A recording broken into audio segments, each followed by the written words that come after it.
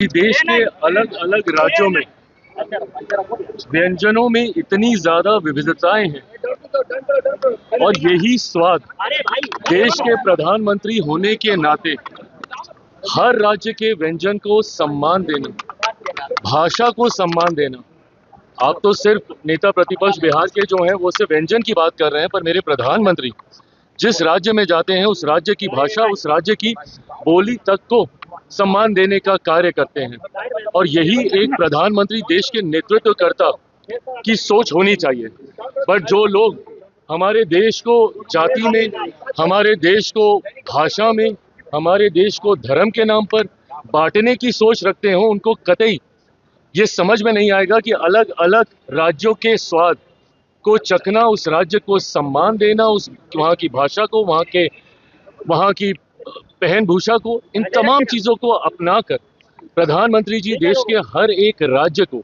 एकता में जोड़ने का कार्य करते हैं। बट जो एमवाई समीकरण बनाकर हमारे देश को तोड़ने की सोच रखते हो जातीयता और सांप्रदायिकता में, वो लोग इस बात को कतई नहीं समझेंगे। बहरहाल इन तमाम चीजों के परिणाम अब बहुत दूर नहीं है। 4 तारीख को परिणाम सामने आएंगे और एक ऐतिहासिक जीत के साथ इस बार एनडीए बंगाल में भी सरकार बनाने जा रही है और साथ ही में बाकी के जितने भी राज्य हैं, 5 के 5 राज्यों में 4 मई को भारतीय जनता पार्टी के नेतृत्व वाली एनडीए की सरकार बनने जा रही है।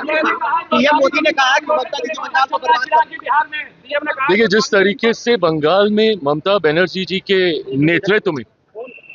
पिछले कई सालों से बिहार बंगाल को बर्बाद करने का कार्य किया, आज जिस तरीके से देश तीव्र गति से विकास की राह पर आगे चल रहा है, तो वहीं ममता बनर्जी जी ने अपनी राजनीति की वजह से बंगाल को कभी भी देश के साथ मुख्य धारा में नहीं जुड़ने दिया। आज बंगाल के लोग भी देख रहे हैं कि किस तरीके से डबल इंजन की सरकार का लाभ देश के कई राज्यों को मिल रहा है। इसीलिए इस बार बंगाल की जनता ने भी मन बनाया है कि वो भी डबल इंजन की सरकार, प्रधानमंत्री नरेंद्र मोदी जी के सोच वाली सरकार को बनाने के लिए बंगाल की जनता